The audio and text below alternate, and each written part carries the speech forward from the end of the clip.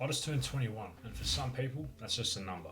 But for me, it's a checkpoint where I can reflect on what I've learned in business and in life. So here are some lessons that I've picked up along the way. Lesson number one: nothing is as good or as bad as what it seems. The universe has a funny way of balancing itself out. When you're up, you'll get brought back down to earth pretty quickly, and when you're down, oftentimes you just need to be patient for a little while before an opportunity or a chance falls your way and you can get back up. The key during these times is to not let yourself get too up or too down from a mental standpoint. We can't afford to fluctuate, because when we do and you try to make decisions, they almost always end up being emotional, rushed, and wrong. Don't make decisions when you're angry, and don't make decisions when you're happy either. Let me give you an example. In July this year, I signed my biggest client. I was super hyped because my revenue essentially doubled. They were a super fun crew to work with, and the work was a perfect mix of both challenging and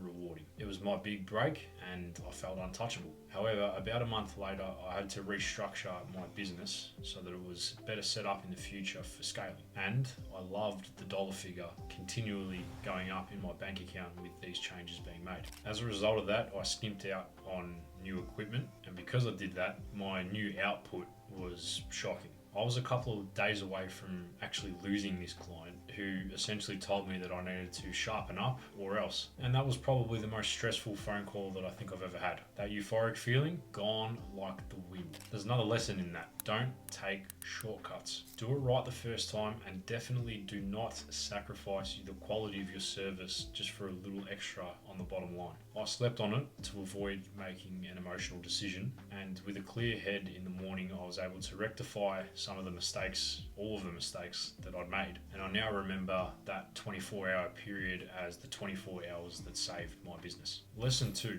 do more. When you think you're doing enough, go the extra mile. One more phone call, one more revision, take an extra 10 minutes to get to know your clients on a personal level, one more rep. The more output you generate, the more rewards you will receive. It's a surefire way to learn, succeed, and grow. When you do an extra month of an ad campaign, you get extra data, an extra set of a certain exercise in the gym, and you get stronger. Oftentimes, the difference between being good and being great is simply doing more. Let's take a look at Kobe Bryant. He was famous for working out 4 times a day: morning, mid-morning, after lunch, after dinner. The reason that he was so good at basketball is because he simply outworked every single one of his opponents. He did more, which resulted in 5 NBA championships. Michael Jordan had 6 of them, and he was known by all of his teammates as one of the most ruthless competitors that they'd ever seen. We can keep listing examples all day. Doing one more of everything certainly won't make you an overnight success, but stacked up over a long period of time, your wins become inevitable.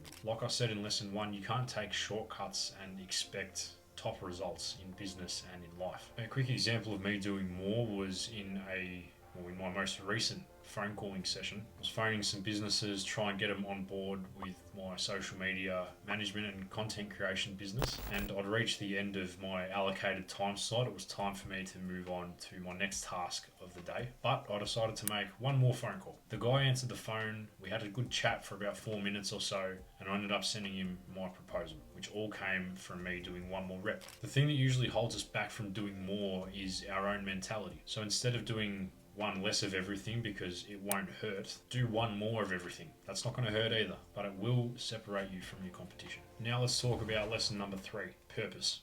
Without a purpose, we are nothing. It's all well and good to have a dream and a goal, but any ambitious goal worth chasing has a cost. That being days that you just don't want to do it. When you work a 70-hour week, you will feel tired, and you might only have a day to recover before you have to front up and go again next week. You know what's going to keep you going when you need to take action despite feeling fatigued? A purpose. Without a strong one, you will quit under tension. I've said it in every single video that learning about yourself and what you want is the most important thing that a young person, or any person for that matter, can do. If you want to chase big goals, you will be challenged. And when you are challenged, you're going to need things to lean on. It's also very important to check in on this purpose consistently as well. I've felt like quitting plenty of times, but I know that this is the way forward for me if I want to make my dreams a reality. A purpose is the strongest thing that you can lean on. It's important to continually check in on this purpose too, making sure that you're on the right track. Weekly, monthly, and quarterly recalibrations with your North Star ensures that you won't waver and that the vision is still clear in your mind. Trust me, you're going to need that reminder when times get hard. I personally like to do journal entries a couple of times every week, a weekly recap on what I've done throughout the week and how that has helped me progress towards my vision, a monthly recap where I reflect on my KPI progress and set some new ones, and a quarterly review where I check in on my North Star to make sure that I'm on the right track. Doing this ensures that you won't waver from what you want, and I could not recommend it enough. And finally, lesson number 4.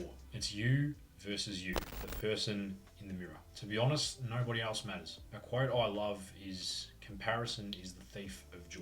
At the end of the day, you have no idea where other people are on their journey. So why are you wasting mental bandwidth and energy comparing your story to theirs? It will sap the life out of you. Ask yourself this question instead. If you look back 1 week, are you a better person than who you were? Are you smarter and richer and healthier? If you can say yes, then great job, you're improving. If you can't say yes, then you've got work to do. Whatever Bob down the road is doing matters naught. I used to look at people who were my age that were doing better than me and just be overcome with envy and jealousy. How come he's driving a BMW? How come his family has a massive house? It used to piss me off to no end, to be honest, and it took the joy straight out of my day. I began to realise that instead of just looking at where other people were at in their journey, I can take joy out of my own personal growth on my journey. Plus, I had no idea what other people's situations were at all. Maybe he's hustling 10 hours a day to have what he has. Maybe her parents made massive sacrifices to be able to live in the house that they're living in. All these stories became irrelevant to me when I just started worrying about my own backyard instead. The bonus of this is you can actually begin to appreciate life more.